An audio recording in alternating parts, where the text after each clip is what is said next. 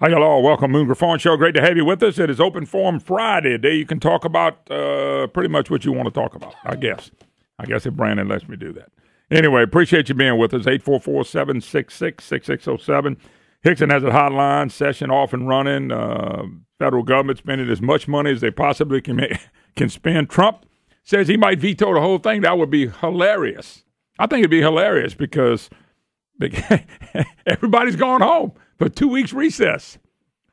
And people say, well, it'll hurt Trump. Yeah, it probably will, but they're trying to hurt him on everything else. It hadn't happened yet. So anyway, we'll see what happens. All right, let's jump gear, a little bit of state news. And, of course, State Treasurer John Schroder joins me. Mr. Schroder, how you doing, sir?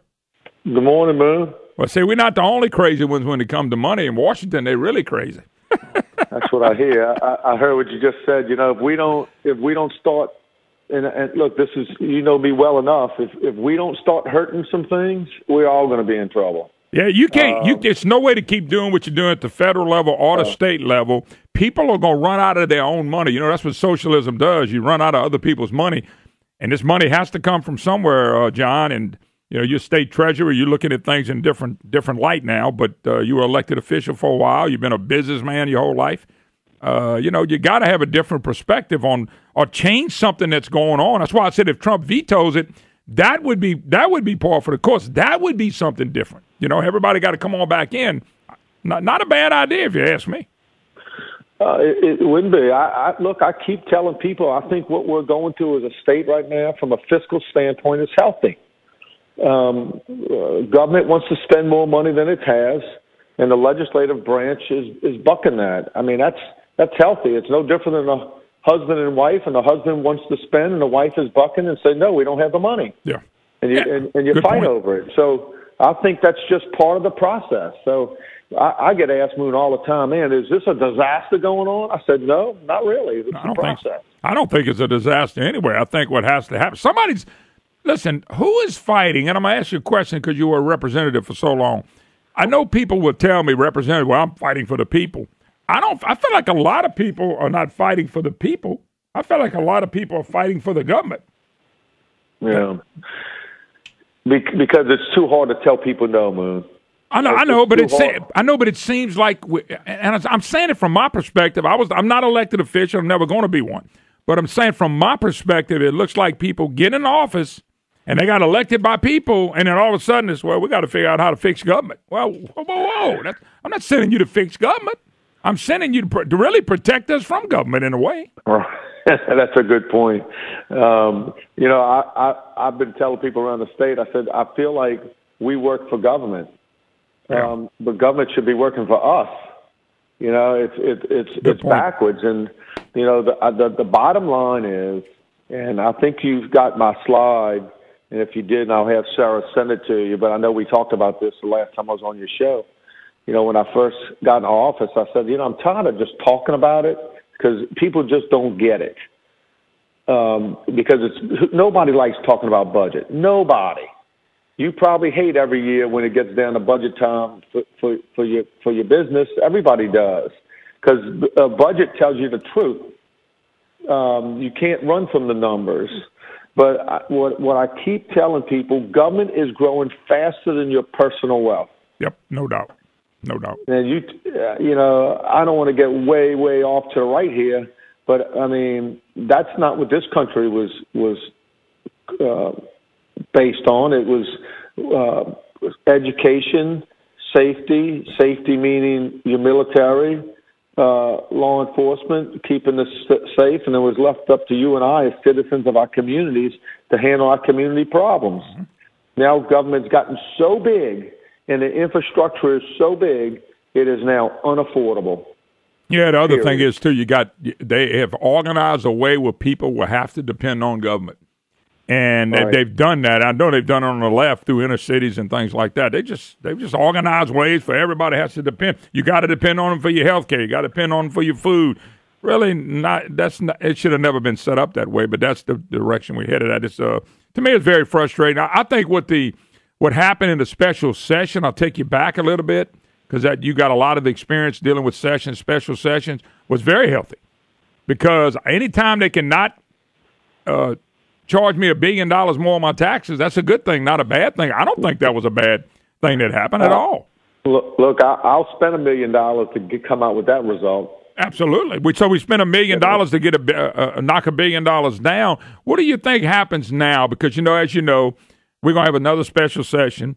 They can't really deal with money issues as far as raising taxes and fees. I mean, what changes?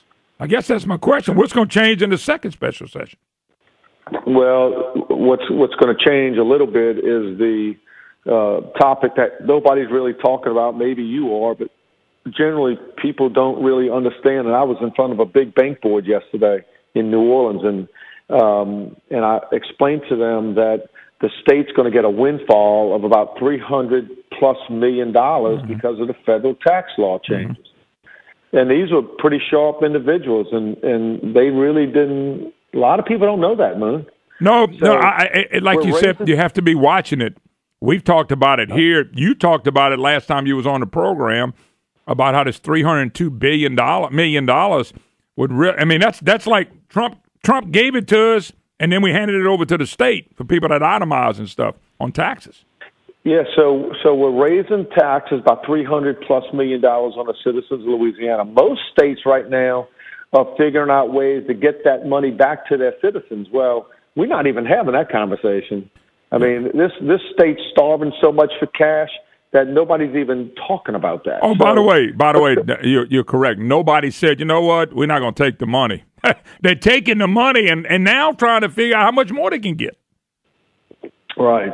And this is going to happen again next year. I mean, this is a reoccurring thing. So I would tell you, you're gonna have that money come in. I think at the end of the day, the legislature probably gives a little bit on some percentage of a sales tax. Most business people who I talk to, look, the governor and the media has pounded so hard about this cliff. Yep. That I don't care where you go, people truly believe we have a crisis. Yep. They've created that, though. They've created that. There's no question about it. I had a media guy out of Terrebonne Parish almost tore my head off this week when I said, "Don't listen to the media." Certainly I wasn't talking about you, Moon, but there's the media slant that's building this whole cliff and this catastrophic situation. As I tell people, the budget as proposed right now that's sitting in the House Appropriations Committee, as proposed, is the third highest budget in the history of Louisiana. Wow. That's unbelievable. If you give it the $900 million that the governor's talking about, it's going to be either the highest or very close to the highest budget we've ever had in the history of our state. Wow. I just don't put that in the catastrophic column. No, I agree 100% with you. And by the way, at the same time, through the years, we have an out-migration problem. We're losing some of our best and brightest citizens. We have a job problem. Mm-hmm. People don't realize that. Our job and unemployment numbers are down. I know you heard the governor brag about it. For two reasons: out-migration and people quit looking for jobs. That's facts that nobody want to talk about. And you can't have a government that outpaces what an economy can produce for it. That's something else nobody's talking about. Well, both the state growth and the total growth, including federal income, is outpacing your personal wealth. So I've changed my conversation and my topic since I've been in the legislature. Now that I'm the treasurer and I have a little different view and from a different seat, now I manage state workers. Mm-hmm. Okay, now I manage a department and I can see things from the inside. You can't let government grow faster than your personal wealth or the economy. Nope. It's inevitable. It's a crash. You're on a crash course. It's just a matter of when. Yeah, no doubt about it. If you're just joining us, Treasury Secretary John Schroder is my special guest, and we're talking a little bit about the budget and what's going on in the state of Louisiana. I did see this, and I thought you'd find this interesting. There's an article on Drudge. You ready? State and local income, sales, property taxes all hit record high in 2017. That's for the whole country. Record high. You just said the budget is a minimum the third biggest, maybe the biggest, depending on how much more money they put in it. Record high. So that means they take in record taxes from me and you. It's got to be because they get money from us. So it's record high, but it's not enough. Right. Loon, this is what I tell people as well. This isn't just a state government problem. Mm-mm. This is happening at every level, in almost every political subdivision, certainly in Louisiana, and probably most in this country. I agree 100%. I think you're right on the money. Hey, let me do this. Let me take a break. You got a few more minutes? Yes, sir. Okay, I got a big question for you. I'm going to put you a little bit on the spot, but I think you can handle it. Anyway, John Schroder, my special guest, and, of course, he is our state treasurer in the great state of Louisiana. We'll take a break. We'll come back and visit with Mr. Schroder. You're listening to the Moon Griffon Show. We'll be right back. Sing it, Maddie. Hi, y'all. Welcome back. Moon Griffon Show. Great to have you with us. 844-766-6607. Hickson has a hotline if you'd like to be part of the program. We have State Treasurer John Schroder, our special guest. John, I'm going to ask you one tough question. And it's one question, and I know I stand on it, and I'm not saying you have to take a stand, but I'm just curious. There's a big push for a constitutional convention. I know you knew C.B. Fogoston. I was very tight with C.B. Hello? Hello? Oh, John, are you there? I think we got disconnected. Yeah. Nope, here we go. Okay, we're there again. John, you got you? Yeah. Yes, sir. Okay, I got you. I know there's a big talk about a constitutional convention. I'm 100% against it. Part of what I'm against it for is I don't know the players. And I know eventually they're going to get to the 2/3 votes on taxes and fees. I think they're going to get the excess itemized deductions. I mean, I just think it's going to be a pop. I know some big business people are behind it, and they want to straighten this out and straighten it out. But I'm totally against it. One of the reasons, too, is I was taught a long time ago by the best, C.B. Fogoston, who was adamantly against them having a constitutional convention. I just want your thoughts on it. And if you do think it's good, why? Yeah, so now, Moon, you know my efforts in the legislature since I've been there have basically been in two areas, education, finance.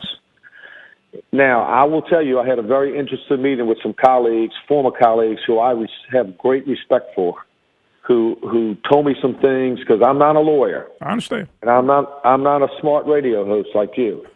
Well, that'd be easy. All you got to do is take the job, and you're already there. Yeah. But you know, these guys laid some things out to me that quite frankly, I didn't know. I've long said this, and you know, I have filed bills over the years to undedicate the dollars. Yep. And some will argue, well, even if you undedicated it, you won't get that much money. I don't care if you get a penny, because I think everything should be on the table, everything from top to bottom. Now, I've heard some things about some of these bills that do bother me, because I don't want to lessen that 2/3. I don't want to get rid of term limits. There's a lot of things that come along with the convention that bother me. So I'm not going to say I'm 100% behind it. I am fully open to having that discussion. I would tell your listeners this: we don't need a constitutional convention to fix our finances in Louisiana. Okay, stop right there. That's where I'm at now. I'm talking to people that are smarter than me, lawyers and people that want to get it. We'll visit with anybody who wants to come off there, visit with them behind the scenes. But that's where my problem is right there, because I don't think we fix anything. We could make it worse. And I got to tell you, John, it will matter who's at the convention. I'm not going to mention a bunch of names. Like you said, you're an elected official, but I mention them here all the time. If these are the same people that have always driven this state, and they're going to drive the Constitutional Convention, I'm telling you right now, I don't want no part of it. And I think in the long run, I'm going to be right. In the long run, I don't think it happens. So we're going to have to keep... But let's go back to what you said. We can fix the financial stuff just like we are set up. And if that is the case, and I believe what you're saying, I think you're correct, then why not? Why don't we ever do it? That's the point I want. Because it's very politically difficult, and until this is not that complicated. You just have to have some people in office who don't give a rat about getting reelected. That's just the bottom line. but everybody gets in, and everybody wants to get reelected. I've taken an approach on finances the same way I do in my life. My wife and I have gone through tough times, just like most Americans who are in business go through rough times. If you're in business long enough, you're going through some rough times. Absolutely. I've been there, done it. Can get right there again. I understand that. The problem is government, when they go through rough times, it's because you and I and the business people and people who create jobs are going through rough times. And what is their answer all the time?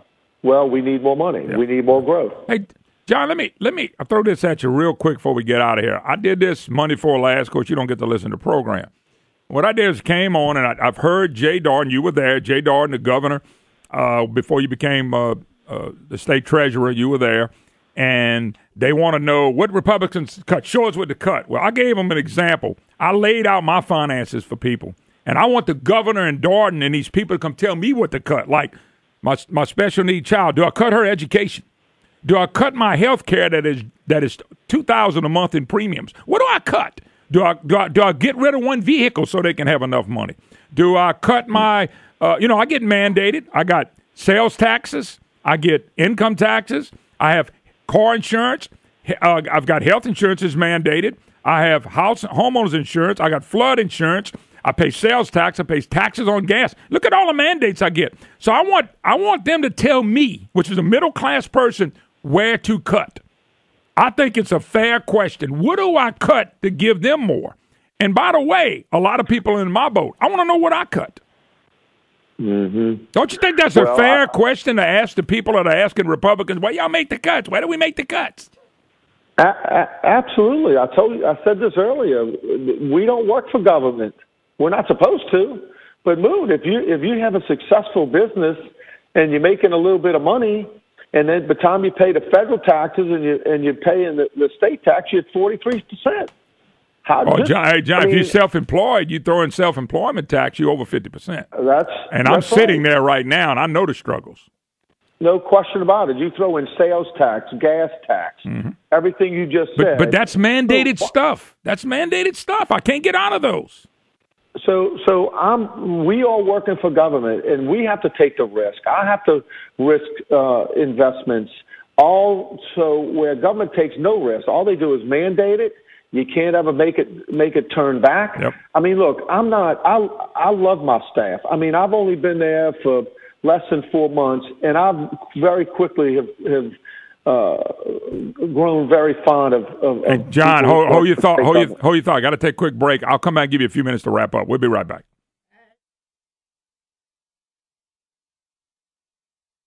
844-766-6607. Hickson has that hotline if you'd like to be part of the program. All right, John, I wanted to wrap up with you, but you were saying something, and I didn't want you to miss out on what you said. So I'm gonna let you start all over. There's just some growth in government that you can't stop. You know, Moon, I think I might have told you that I'll have to cut operations to pay salaries, and that's going on across the whole spectrum of government. And at some point in time, your operations won't exist, and you won't have any need for those jobs. But look, I know we're wrapping up, and let me just say this. This whole process is not going to be easy. We didn't get here overnight. We're not going to get out. It will be painful to fix, but I'd rather have these painful conversations rather than continue to put the burden on the backs of the taxpayers. We're swimming in debt. Our growth is out of control. Your needs and wants outpace your ability to pay. And as your banker for Louisiana, I would tell you, get your house in order, then come to me to talk about giving you more money. Yeah, I think you're right on the money. I just, like I said, it concerned me about the Constitutional Convention. I wonder who the players are going to be. Yes. I think it does matter. I mean, there's the Larios and Francis Thompsons and all these people that have been around there for 40-something years. Well, even Jay Darden been out there for 30 years, and all this has been going on, and nobody fixed it, and now we got to have a Constitutional Convention to fix it. I got a feeling their hands are going to be all over it, and it never be fixed. They would have fixed it already. Well, I used to tell, look, for 10 years I tried to fix it. Guys like me and Brett Garman and others, we've tried to fix it and it hasn't worked. Hey, didn't y'all have a constitutional bill to undedicate everything that could be undedicated, and y'all just got beat the hell up? Yes. Yeah, I thought so. Yes, and I tell people it's a fair thing. It's not that I'm against any entity, but as your CEO, if I was the CEO of this state, I would want you to give me the tools to deal with the issues when the finances are not good, and that's really what the problem is. But it's stupidity, and I'm gonna say it, Bonnet, the stupidity to put handcuffs on your own hands and throw away the key. And that's what we've done here. Every business, you've run a business, I've run a business, I work for businesses because every radio station I consider my employer, and I work for people, and I'm telling you, I've seen it, all companies. They not only cut down, some of them have cut out business. I mean, that's what happens. Yeah. I know we're not going to cut government out, but, man, you got to make it fair, and it's not fair the way it's set up. Anyway, anything you want to add, I'll let you go. Well, I just appreciate the opportunity to share my thoughts. And, I tell people, don't panic when you read things in the newspaper that things are chaos in the legislature. This chaos is healthy. You have to have deep, serious discussions about finances, and that's part of the process. And it can't always be, let's go get some more money from the taxpayers. If that's the answer every time, I don't even want to talk about it anymore. Right. And that's the answer for some people. Anyway, all right, John Schroder, State Treasurer. Thanks, John. We'll do it again. All right, man. Have a good one. All right, 844-766-6607. Hickson has a hotline. Now, I got an open line for you.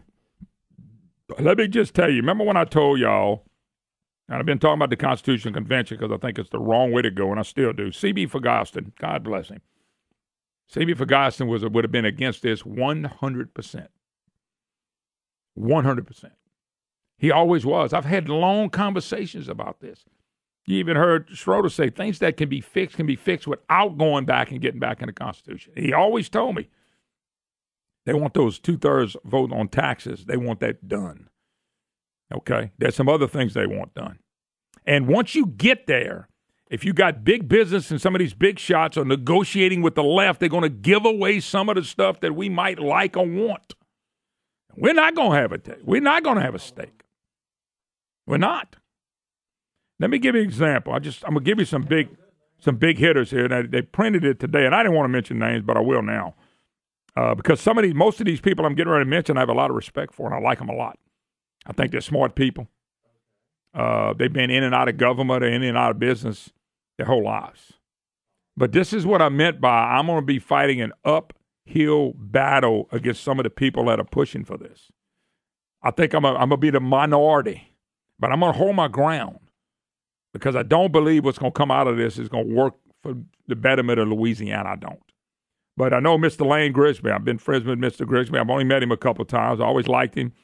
But here's some of the other players. Former U.S. Senator David Vitter. Now, y'all know I've been a big supporter of David. Consulted Kyle Ruckert. I know Kyle. Gordon Reese. Okay?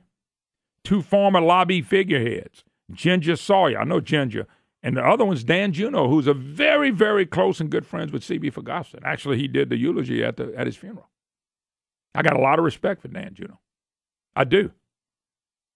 Okay? So I'm going against some heavy hitters and people that I got respect for. If John Alario gets to be a player and Jay Darden gets to be a player and Francis Thompson gets to be a player and and the same people we always see from Cable and Parr and Jim Richardson and all these so-called experts. And I just think this is a bad thing. And Schroder said it. Treasurer Schroder just said it. This stuff can be fixed without going to a constitutional convention. The excess itemized deductions, are they willing to negotiate that away? Are they willing to negotiate homestead exemption away? Are they willing to negotiate term limits away? Are they willing to negotiate 2/3 vote on taxes and fees? What else are they willing to give up to get what they want? That's the point, because if they get in there, it's called compromise. The only saving grace on this thing is once it comes out, we will be able to look at it from a distance, up close and personal look. And if the people decide to vote against it, then we decide to vote against it. We will have the final say. But I'm concerned about the major players. And just like Schroder said, people talking about all this crisis. Bell Edwards and Jay Darden invented the same crisis that they invented last year and 10 years and 20 and 30 years ago. It's the same crisis. It's always a crisis to get more money out of your pockets than mine. We don't win. Folks, if they're going to do something like this, we, the people in Louisiana that pull the wagon, the people that work in this state, we have to win. It can't be the big shots, and it can't be the left, and it can't always be the poor. And always, it's like the rich and poor. We're trying to get them to win, and what do you have to do? Squeeze the middle class in. Squeeze us in. And nail small businesses. Some of these names I mentioned, I'm telling you, it's not one of these that I mentioned, maybe one, that I don't know a little bit or haven't been friends with for years. And I'm telling you, there's a big, big push to make this happen. Somebody can say, well, I think you're tripping out on that. It's not going to be as bad as you think. If they can fix something without opening up the Constitution, I'm telling you what they want. The gold prize, excess itemized deduction, 2/3 vote on taxes and fees and term limits. That's the gold prize. Homestead exemption may be as well. Because if they go into a convention and everything's on the table, there's going to be some people get hurt. Our concentration should not be on how we're going to grow government and stabilize government. We're never going to stabilize overspending. You cannot stabilize overspending. You understand that? You can't stabilize it. You can get more money to keep it going, but you can't stabilize it. That's why Bell Edwards is a failed governor already, him and Darden. They want to keep everything the same way. They are not doing anything different than the governor before them, the governors before them, or the legislature before them. It's all get money and keep it the same. And then we got this deal that came out today, state and local income, sales, property tax, all hit record highs in 2017, state and local governments. All record highs. State and local governments collected a record $405 billion in individual income tax in 2017, according to the Census Bureau. Okay? The greatest level of individual income tax revenue collected by state and local governments occurred in 2015. And this is more than that. General sales taxes, gross receipts are way up. Everything's way up. They don't have enough. Federal government overspending. They don't have enough. We'll be right back. Your calls when we get back, I promise. Y'all all welcome to the Griffon Show. Great to have you with us, 844-766-6607. Hickson has that hotline. If you'd like to be part of the program, lots still to cover. Of course, it's open forum Friday, and it's a day you can talk about whatever you want to talk about. We'll jump gears. Mr. Ben Clapper, director of Louisiana Right to Life, joins us. Ben, how you doing? Oh, man, Moon, doing well. I'm coming to you live and clear from Morgantown, West Virginia today, a little far away from my home in New Orleans, but glad to be here and glad to be on with you. Oh, man, thanks for being part of the program today. All right, tell us what's going on. I know there's a few bills trying to work their way through the legislature, but what's going on now? Yeah, well, one thing that we're really pushing this session is an Adoption Option Act, and that really comes on the heels of actually the reason why I'm here in West Virginia is we have this documentary about an LSU student who was seconds from being aborted on the abortion table in Indianapolis, Indiana, before his birth mother walked out, placed him for adoption, and he grew up outside New Orleans. And so we've been touring that documentary called I Lived on Parker Avenue around the country. Yeah, he's a law student now, but he was an LSU undergrad when he took the journey to Indiana to meet them for the first time. And that's what the film is about. So one thing that we really are looking to do this session is make sure that, unfortunately, women that visit abortion facilities in Louisiana have more information about adoption. Right now in America, there's only 2 adoptions for every 100 abortions. And we want to try to change that number. Oh, it's no doubt about it. What is I'm just curious, why do we, I know we passed legislation to help things out, but it would seem like if somebody got pregnant, the biggest option would be, if you didn't want the baby, was to put it up for adoption. There are so many people that would like to adopt a newborn baby. Absolutely, and unfortunately, a lot lot of people just don't know, or they haven't thought enough about it as an option, or they're scared about it. We hear many pregnancy center directors say things like, "Oh, well, our clients that come in tell us, well, I might do abortion, but I would never give up a child for adoption." It's just so sad to hear that from people, this thinking that adoption is almost this anathema type thing, or that an adoptee is somehow like a second-class child. That's what we've been trying to change, and, just the hope and prayer that we can kind of change the mentality of culture so that people are more inclined to think about adoption before they think about abortion. Yeah, no doubt about it. I mean, what a blessing. We've got so many babies still being aborted. I mean, we're approaching 60 million now. I mean, just think about it. We've passed through 60 million, That is so sinful. That is so shameful to be killing babies when you have so many people out there that could, that could adopt a baby, that would like to adopt a baby. That's right. By the way, we've also since 1992, adoption has decreased in America by over 30%.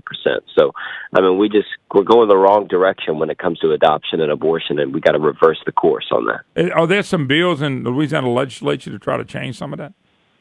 Yeah, we have a bill called the Adoption Option Act, and what that does is that's going to provide in an abortion facility more information to women about adoption before they choose abortion. So it's almost like, in a sense, a last chance, almost Hail Mary type thing. But the hope is there that women might see that information about adoption and maybe be more inclined. Then the state's websites put more information. Right now, the state's website really only focus on couples that may be looking to adopt rather than couples looking to place a child for adoption. So we're trying to change that within the state government, so the state government does more to try to encourage birth parents to place for adoption rather than just people looking maybe to adopt a foster child or something like that.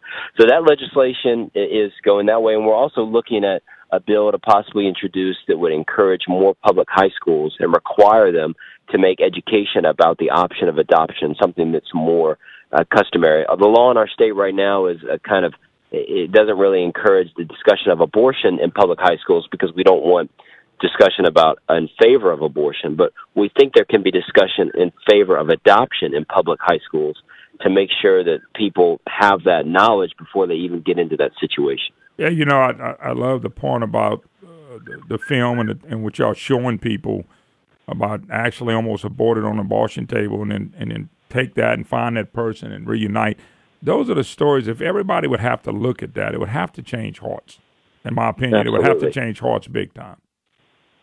Absolutely. And as David's birth mother is walking into the abortion facility, it's a woman who standing outside the abortion facility that tells her that your baby has 10 fingers and 10 toes.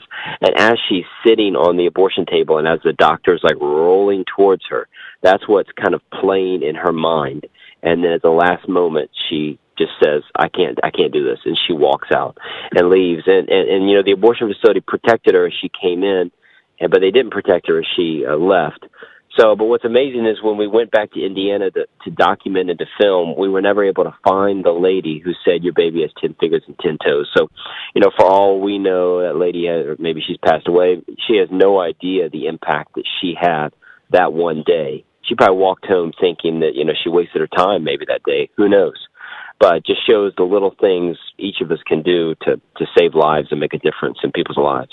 Yeah, no doubt about it. We're speaking to Ben Clapper, Director of Louisiana's Right to Life. By the way, the other bill I wanted to ask you about, if there was a bill, I know Mississippi just made it really tough to have an abortion after 15 weeks. Is that a bill? I know Governor Bell Edwards said he would be inclined, and I don't mean nothing, inclined to sign the bill if it passed. I'm taking it there's another bill that's saying after 15 weeks you can't have one.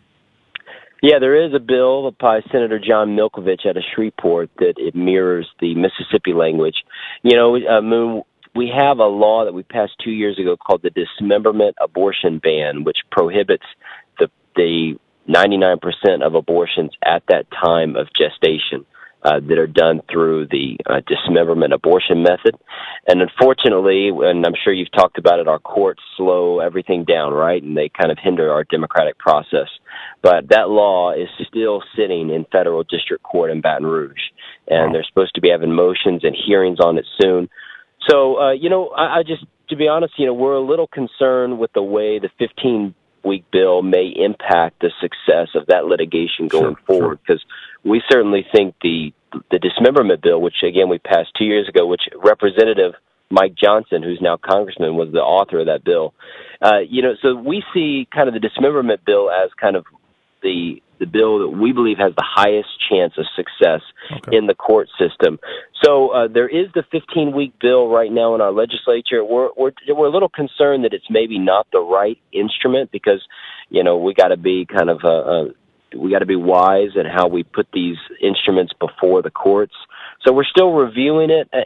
Look, the governor is pro-life, and I believe he would sign it if it gets to his desk. So I'm not concerned about that. We're concerned about what's the ramifications this may have in the courts. All right. Well, that's fair enough. I mean, you always got some bills you really like and some that you want to be careful of, and I understand that scenario. So Ben Clapper, of course, director. Anything else you want to add, Ben? No, Moon, I think that's it. If people want to check out that documentary, and it's free now online at ilived.parkerave.com, so people can check it out and see this great Louisiana story. No doubt about it. All right, Ben Clapper, Director, Louisiana Right to Life. Ben, we do it again. Thanks. God bless, and I hope I hope you'll have a lot of success with this.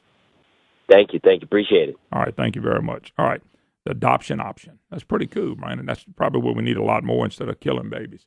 Let's go to who we got. All right, go to Tim in Shreveport. Tim, how you doing? Good morning, Moon, and thank you for everything you do. I got one I want to put on your mind. I stopped at the rest center at exit 94 north of Alec, and the people there informed me they've been notified they're going to close that. They're going to close what again? Yeah. The Welcome Center, the Louisiana Welcome Center. Yeah, I think we've closed some of those places already in the past. Well, this is a wonderful, wonderful place, and you're over 100 miles and coming off 20 from either direction down to 49. You're well over 100 miles without a rest stop if you close that one down. Yep. And, well, I tell you what, if you close it down, there will be somebody down the road that's a private business that'll be glad to bring you in and maybe provide what you need. Well, they got a Love's being built, and in fact, it even borders the rest area, and it makes me very curious what politicians got their palms greased by Love's to close that rest center down. Yeah. All right, brother. Appreciate the call. Let's take one more, Brandon. I'm going to take a break. Open forum Friday. Will in Shreveport. How you doing, Will? Doing good, Mr. Moon. How are you today, sir? Doing fine. Hey, the gentleman you just had on talking about abortions and talking about adoptions. Yeah. I think adoption's a great process. I think abortion is just horrible. And the only problem is have you looked to see what it costs to adopt a kid in the United States? Yeah, and by the way, before you even tell me, that's pathetic. You got somebody that wants to adopt a baby, and the lawyer's got to get paid. Or the government has to be paid. Because I guarantee you that's who's making money on this, the lawyers and the government. Oh, yeah.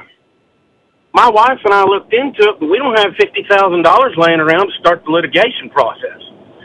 Yeah, I was told because I know people that have adopted babies, and it is.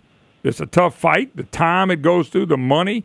It just seems that you can do it a lot quicker to make the process easier. And I'm going to say for the baby and the family that's getting ready to get the baby, you would think it would be a lot easier. You'd think they'd find some way to streamline it, because you can go to another country and pay half that and get one adopted. You come back to the United States, you pay $50,000, get the litigation process started, get to the very end of it, and they might come back and say, hey, we need another $40,000 or this deal's not going to go through. Yeah. And now your heart's set on getting that baby. Oh, yeah, and that's what they do. They play on your emotions. Yeah, I'm not no argument here. That shouldn't be that expensive. I'm sorry. And I don't care what anybody says. It's lawyers got to make theirs, and because the laws are probably tough to adopt. I just a gut feeling the laws are probably tough to adopt. They are, and when you start looking at the red tape, it'll make your skin crawl. It's not good. And if they would find some way or some form of fashion, I think you would see abortion taxes going down. Yeah. All right, brother, we got to go. Appreciate the call. We got to roll. 844-766-6607. Hickson has